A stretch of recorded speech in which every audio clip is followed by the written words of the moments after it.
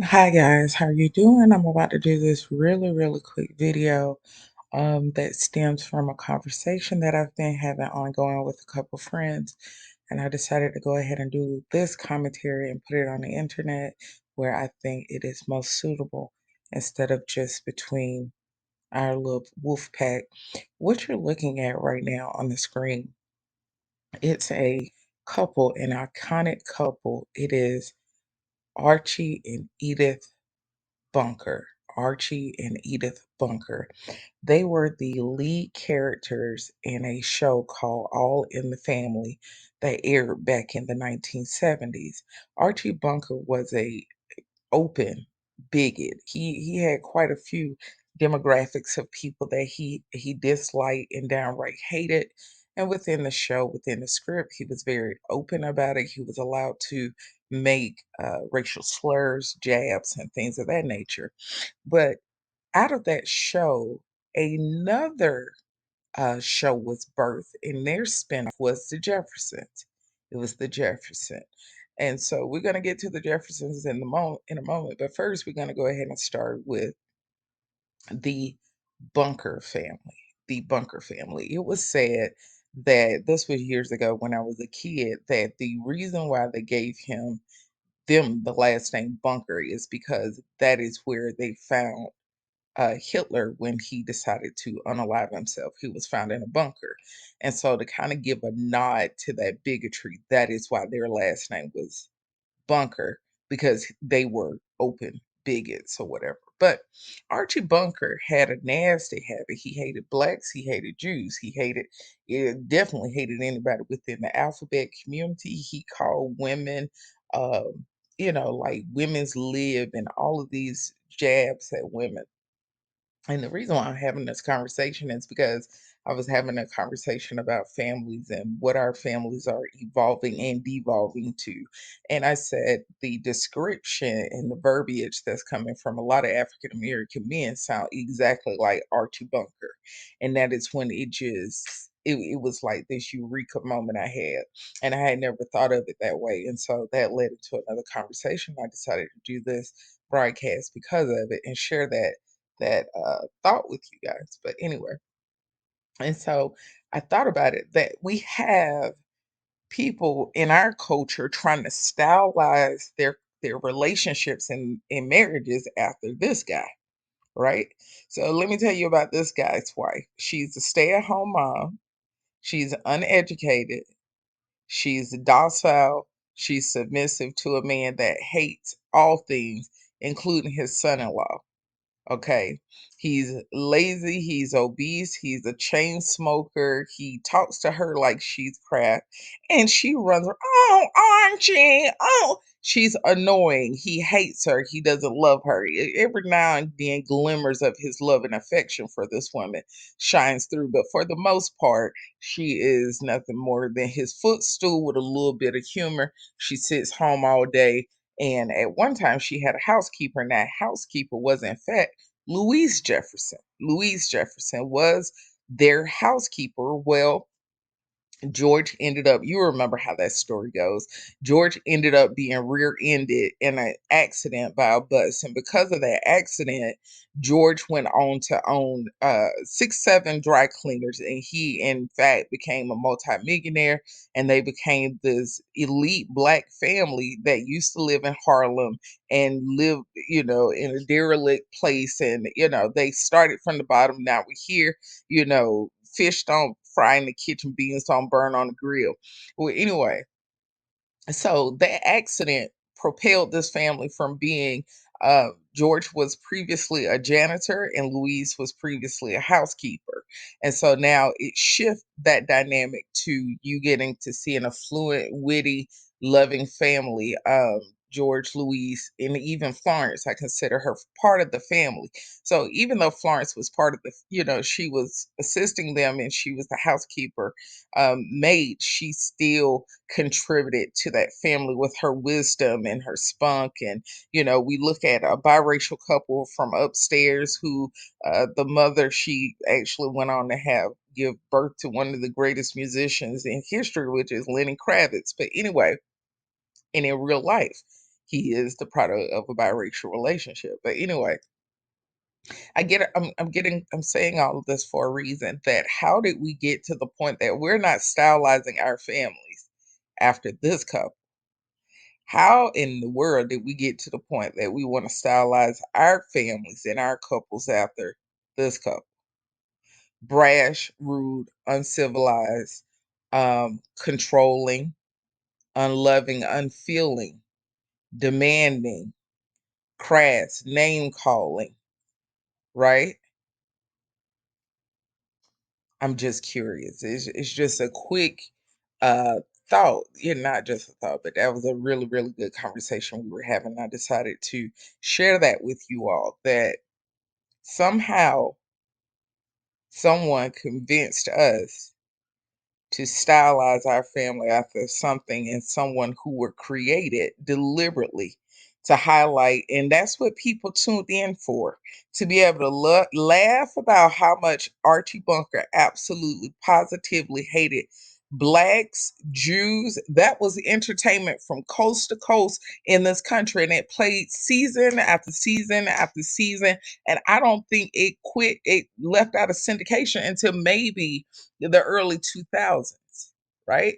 This is something that people enjoy watching. That was their entertainment, to watch this man make these statements. And now we see that we have people who look just like us, sound just like us, making these same statements about us as women, as about our community and things. So I just think it's weird. Now, another thing came up, and I'm actually going to find an image to show it to you. Give me one moment. Okay, I'm back. All right, what you're looking at on your screen right now, it is just a simple piece of iconography. If you're not familiar with iconography, please go on the internet, do your Googles. I'll go ahead and type it out for you.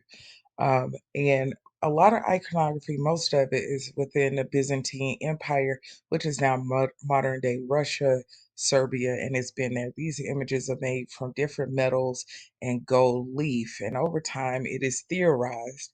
Let me say that it is theorized that due to time, age, oxidation, rust, just centuries and centuries and centuries, of this stuff being around, millennia, that it started to darken. And then it is those who say, oh no, that's because they're saying all the people in the Bible are black. Well, why is this subject coming up? Well, for whatever reason, I've had someone I know send me several text messages about, a, know your history as a black person and as a Christian, B, saying that Russia opened the vaults, and that's why everybody want to go to war with Russia, because the truth will be out. And look at these images, and what they sent me were pieces of iconography that have been public knowledge. I mean, forever, forever. They've never been uh hidden from anyone. I mean, it's public knowledge, right? And if you're a lover of history, and just love history and global history, then you're familiar with iconography and the role that it plays and the value of it, places you can find it, and things like that. So it's not a big deal for those who are familiar with the bodies of work when they see it. It's not shocking or jarring. But if you're not someone familiar with it, then this is a big deal. But what is alarming to me is when people add a lie to justify a lie. So what I'm about to say is going to be pretty controversial, but I think it need to be said. First of all, Americans have to accept the following. Black Americans need to accept the following truth. Have you ever noticed, stop to notice, that within the whole globe, I'm talking about the whole blue marble, I'm talking about the thing that is majority water, and the minimal amount is land, right? Has anyone ever stopped to think and realize that Black Americans are the leading demographic of people walking around saying someone hiding something from them? You don't see no other nationality or culture thriving and really pushing this, right? Because they know their history, number one. Number two, they understand what is public knowledge and what is known, right? And it's not hidden, it's publicly known. Another thing, if people went to museums in this country, they would have been seen these images. It's just that simple. But we have a nasty habit in this country to swear everybody's hiding something from you. And when you start looking around and really looking at life from a global scale instead of being what we are very guilty of being in this country, being very self centered and narcissistic, then we will understand the world is so much bigger and broader and knowledgeable than just the United States. That maybe things aren't hidden. Maybe it's just you didn't care to know, right? So we have to own our part in things that don't interest us. But in order to get someone to be interested in it, we don't have to lie about it. You get what I'm saying? I don't have to lie and say, see, Russia opened this. That's not what happened. It's been in the Byzantine Empire. That has been globally known for God knows how long, right? If you look at the end of the Passion of the Christ, and at the beginning of it, and at the beginning of a lot of Christian films, you will see a little triangle with what looks like a portion of an iconography face. And the name of that production company is Icon. And the reason why it's called Icon is iconography. That's a piece of iconography work that they're using as their logo, right? And that goes back to Christian, early Christian images in depicting Christ, the Virgin Mary, and the ones that are valued the most are the ones are of Mary, actually, more than Christ. Okay, so that's why I have this one up here. It shows Christ as a kid or as a child, and then you see, of course, Mary. But what I'm getting to is we're so guilty in this country. We are so self centered. We don't realize the world is so much bigger than we are. We have access to more information than a lot of countries have, and we still know less than them. And that's a problem that is kind of self imposed, and we have to own that, and I acknowledge that as an American, that is our fault that we don't maximize the resources of information that are available, readily available to us at any time. Public libraries are completely free, and very seldom do we use them, to the point they're starting to be defunded, right? People don't even value it. But anyway, but what I'm getting to is to tell that lie that Russia all of a sudden doing this solid for just Black Americans. You see that? That all of a sudden, that's why they want to go to war with us, because they don't want y'all to see these. They've been public. You gonna trust somebody who basically playing in your face and calling you dumb? That's what I'm getting to. Something that has been public for millennia. Wasn't hidden. You're gonna actually let somebody play in your face and call you dumb, and you're gonna trust them and actually think they doing you a favor, right? I accept, I'm going to say this. I accept that the reason why Donald Trump will win this next election, it would be because of the overwhelming support of Black voters. He will get the Black male vote, and he's about to start getting some of the female Black vote as well. He will win this election because of Black votes. And those Black votes will be generated because of and fueled by propaganda and disinformation and lies. Like, I never thought I would wake up and a Black person actually believe that somehow Russia is our friend. Like, I can't wrap my mind around it. Another thing is, I get it just from, just the way they present the news coverage stateside. I get it. It's a lot of that, and it goes back to, again, to they know Americans are not going to really pay attention to the broader span of what's going on globally right now. And I mean this in the most loving way right now, from a real place. Nobody really care. Ain't nobody on a global scale are concerned about Black Americans. Nobody. Because people have bigger issues and things to deal with at this time that impact the entire world, right? So because of that, right, all they're doing is providing enough information for you to support Trump. That's it. because they're going to turn around and say, oh, well, Trump friends with Russia. Him and Putin friends. So vote for him. And it's just that easy. You get what I'm saying? To get the black vote. And it definitely shouldn't be that easy, but I understand that it is, right? And it sucked. Yeah, it peed me off, but I understand the truth. Hold on one second. I knew she did that. Hold on, y'all. Lord, honey, them little girls done been over here, honey. Jump roping with my darn computer cord. I love them though.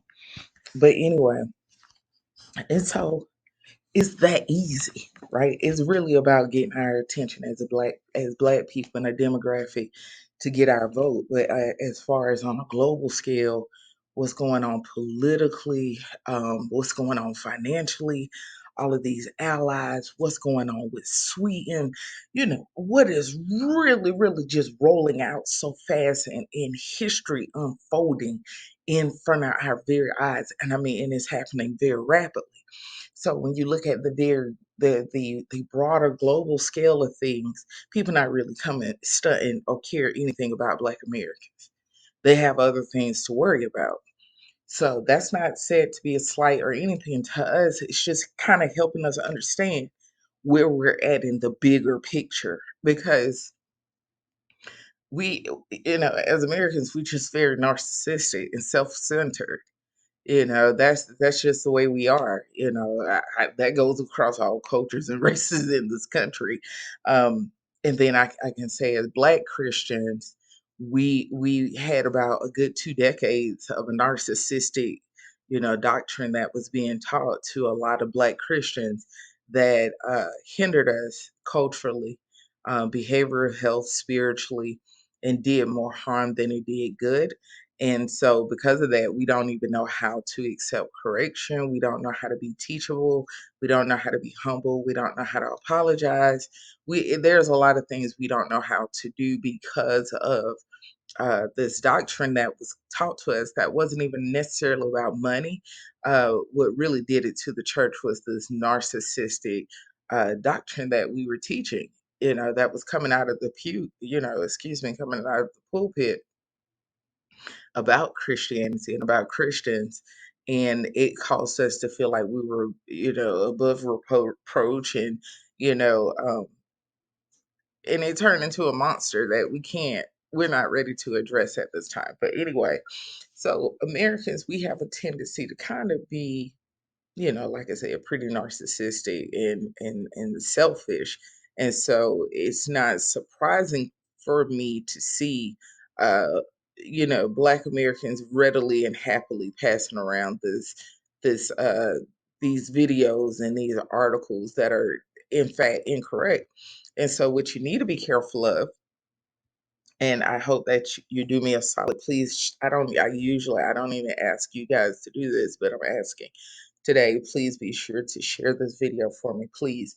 But anyway, you have to be very careful when you choose to download anything with iconography because I'm pretty sure they chose deliberately to find things that you will click on, that you will download, that you will share, and is more than likely to get access to things that do pose a risk to our national security. We do have a lot of security breaches that are occurring with medical systems.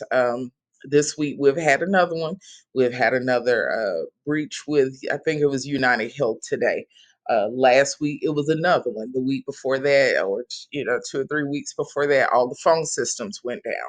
So if you're a wise person, a discerning person, you can kind of see what's going on right now. And our wars nowadays are more cyber and digital, than they are, somebody boots the ground, walking around, stomping around, and things like that. That's not what it looks like anymore. It's really more to shut down our infrastructure so that we can't function. So we're cut off at our knees, and everyone are aware how dependent we are on technology in this country. You know, and that does pose a threat to um, national security, right? So I'm saying to you, do not believe this video. I'm trying to be as honest and transparent with you all as possible during this Lenten season.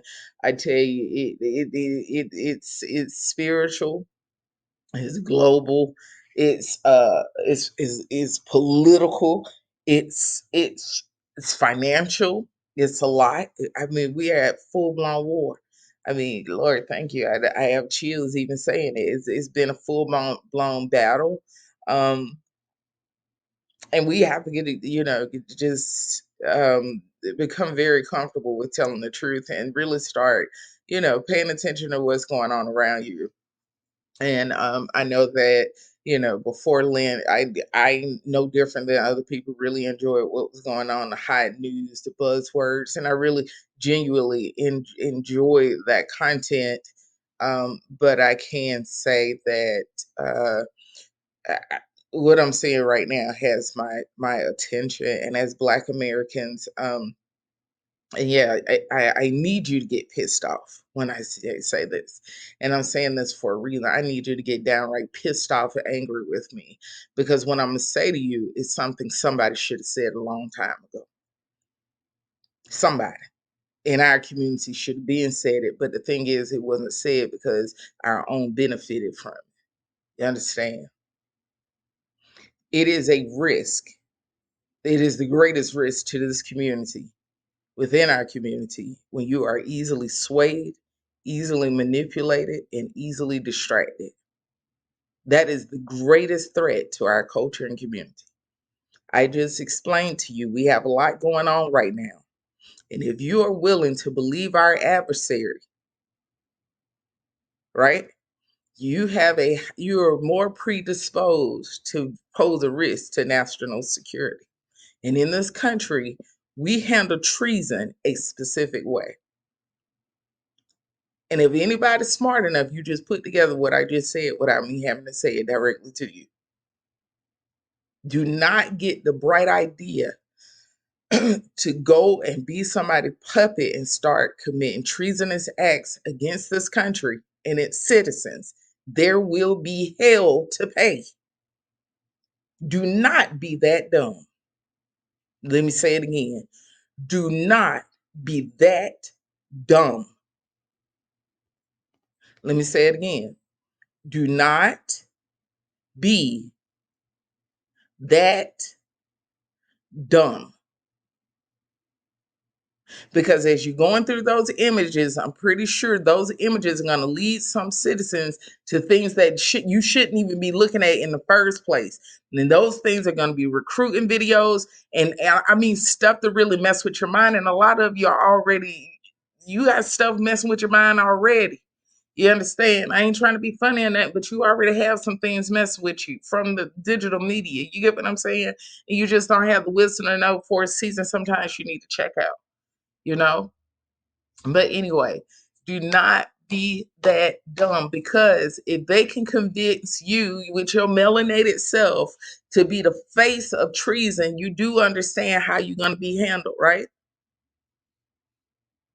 And nobody can say anything, and it won't be a matter of I'm gonna tell you now, when it comes to treason in this country, we don't care nothing. I can tell you, I don't care nothing about your race when it comes to treason and being a threat to this country's security. I don't care nothing about that. All I care about is knowing I have children, I have grandchildren, I have friends and family on this soil that I love very deeply and passionately. Honey, I don't care if you polka dot, green, blue, white, yellow, I don't red, I don't care what color you are. If you pose a threat to this country, you are a threat. Hard stop. Now you need to understand what I just said. There are millions of other Americans who feel the exact same way.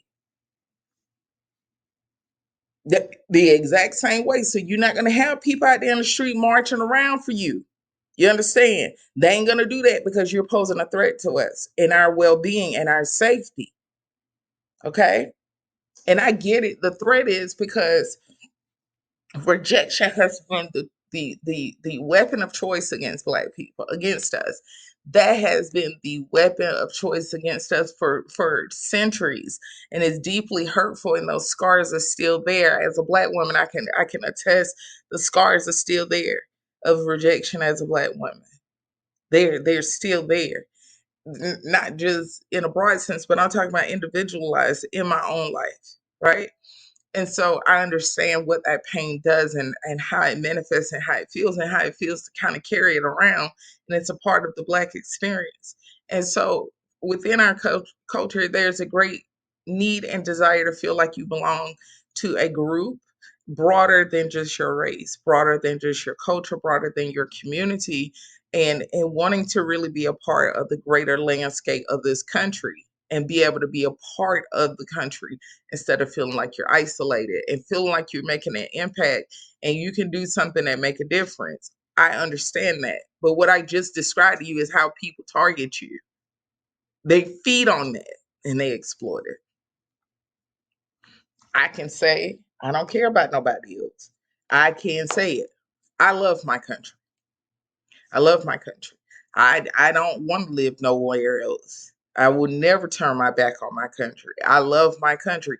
I love being an American. I'm very proud of being an American. I'm thankful that God chose for me to be born in this country. I could have been born anywhere else on this entire planet if God so willed. And He so desired that I was born in this country, that I wake up every single day of my life being blessed to say that I'm an American.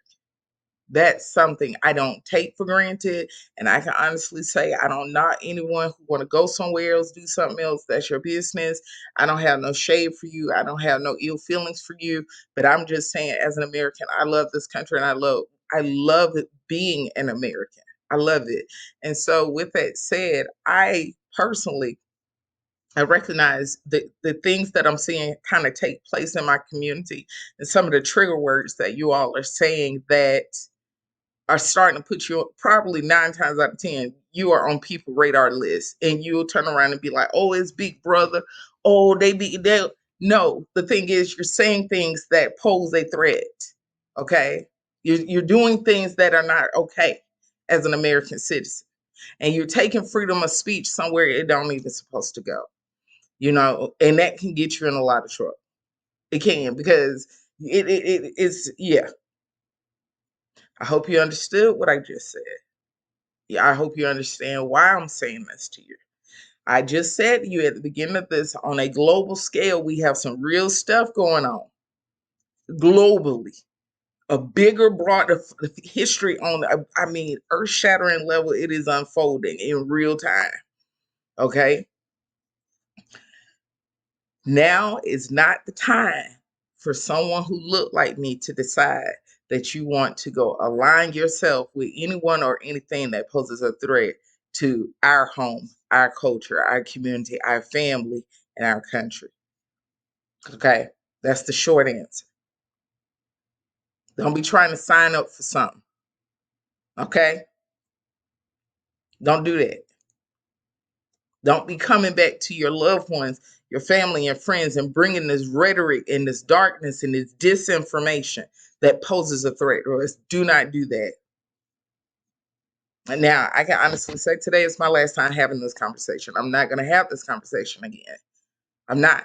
And I'm probably going to be the last person you hear say anything to you about it because the wheels, I mean, as of about, I want to say about 6 weeks ago, the wheels are off of the train completely. I mean, we don't have any brakes here. We don't have any brakes. We don't have any wheels, and we don't have a conductor at this time. We don't. Those who are watching national news, global news, know exactly why I'm saying this. And honey, it is far bigger than, left, right, up and down. Honey, it's way bigger than that. It's way bigger than that. It's way deeper than that. And if Americans, for the love of God, learn how to get their head out of themselves, they would look up and they would see all around them what's going on and how dangerous it is right now. And how these hits are coming back to back. And do you know how dangerous that is for someone to be playing with your health care? Huh? Okay. That's all I'm going to say. I can't wait to read y'all comments. Yes, I will read your comments. And yes, I prayed and asked for permission before I did this. As in all things, obedience is greater than sacrifice. I love you all. Happy Lenten seasons and continue to be obedient. And above all, don't just fast, but also pray.